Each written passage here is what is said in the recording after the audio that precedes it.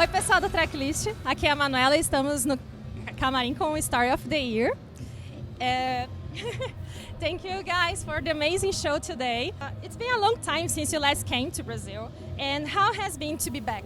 It's great to be back. You said it's been a really long time. And we've never played a big festival like this in Brazil, so it's nice to play with other bands that we haven't before and to reach new fans. So we're excited. We're happy to be here. Same answer. Same. I got a different answer. It felt terrible. Oh no! Why? Just kidding. Yeah, it's been almost 12 years, I think, since we last played, and I don't know why. It's just timing, and yeah, very happy to be back. And great show, awesome crowd. It's great. Amazing. And you're also coming back with a lot of new music, because of course it's been a long time. And how was to decide the songs for the set list? That is hard nowadays, and we just finished a brand new record, so we're like in new music mode. So yeah, we have almost seven records now. So yeah, it's very hard. We had almost an hour, so we had a pretty good length of set.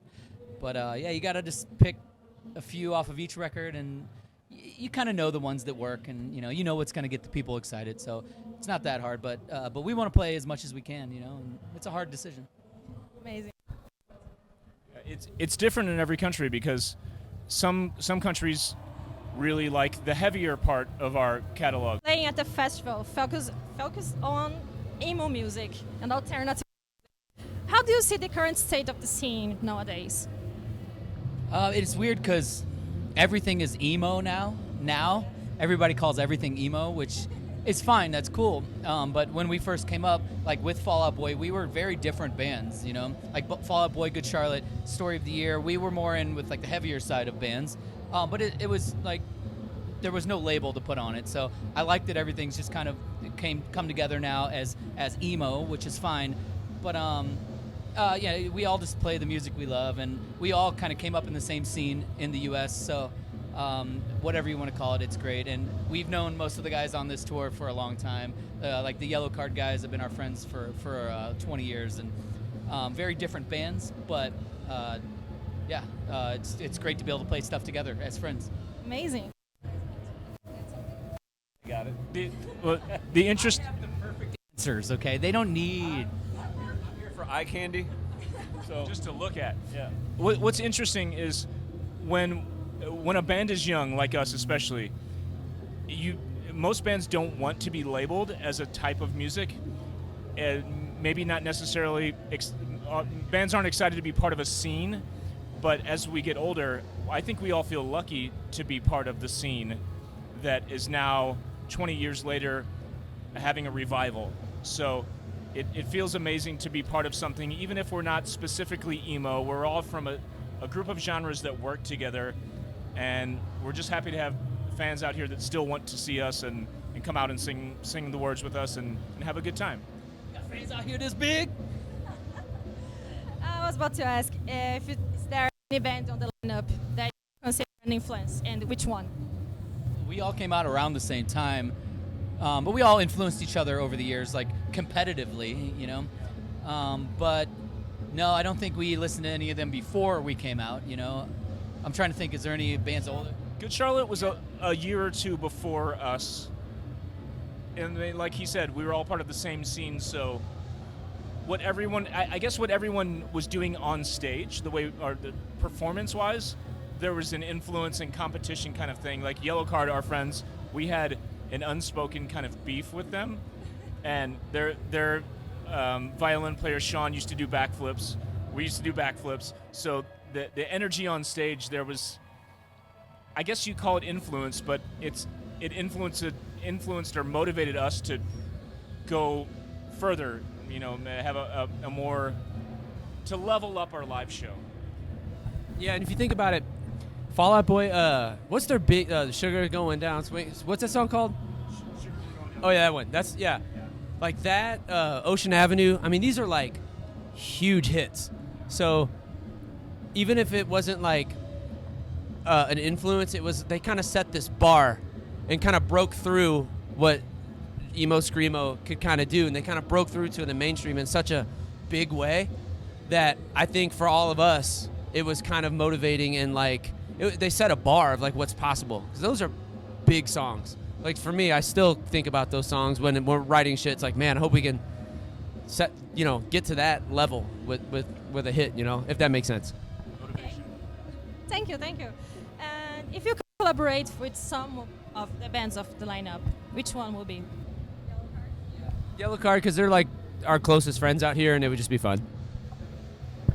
Yes. I'm going to say it here. We've only been friends with Yellow Card for 20 years. Didn't ask me to sing on the record.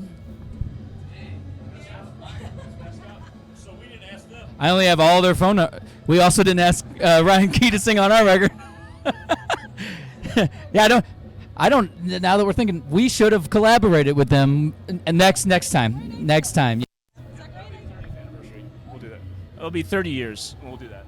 Your song Sidewalks became part of the soundtrack of one of the most iconic series of all time, One Tree Hill. How was it that invitation to have a song in the series?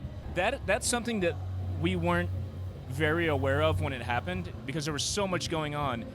And we found out, there was a poster on the wall in the show, and that song was big. And I think it wasn't until later that we realized how big of a deal that was. And I think it took us a long time to realize how significant that was, and that song, that ballad, how big of a deal that was for our fan base and for our catalog of songs. Is One Tree Hill very big here? Yes. That makes sense, because everybody's been asking about Sidewalks, and I was like, what? And then we didn't play it today, but we're going to play it on our longer sets. But we had a shorter set today. So I was like, why does everybody like Sidewalks so much? Okay, that's cool. That makes more sense. One Tree Hill has a lot of fans here, so yeah. I'm going to ask you something about you on stage today. You said that you have a new album, and I want to know if you guys want to share some of it. It's called Sweet Child of Mine. It's called Appetite for Destruction. Our new single is going to be Sweet Child of Mine and Welcome to the Jungle. No, the album is fully done. We just got done mixing, and we're working on artwork and all that. So we're still in the process of finishing everything. But we'll have a new single out in like about a month or two, and we'll get everything going. It's good. It's heavy. You're going to fucking love it. It sounds nothing like Sidewalks. That's okay. No. There's some. We're gonna love. There's some slower songs too. There's a little bit of everything. It's really cool, and we're excited. Yeah, same producer as our last record, Tear Me to Pieces, Colin Britton. So it's more in that vein of our last record. So yeah, we're just happy to keep the momentum going, and we're trying to just be a band and keep doing this until the day we die. Dan said it all, and I would say I think we all agree that it's better than the last album.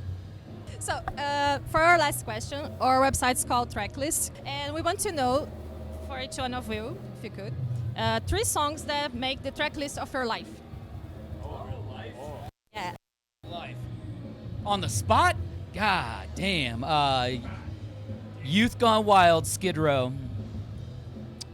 Back to the Motor League, Propaganda, sorry I stole that one. And The Decline by NoFX. Leia's theme from Star Wars. I'm serious. And then probably a Beatles song like Day in the Life or something like that. Black by Pearl Jam, My Own Summer by Deftones, and Mayonnaise by Smashing Pumpkins. Cherry Rock, Pumpkins, a Deftones song, probably Digital Bath. Probably like a Sabbath song or something, because that's where I learned to play guitar too. Something like old like that, or a Zeppelin song.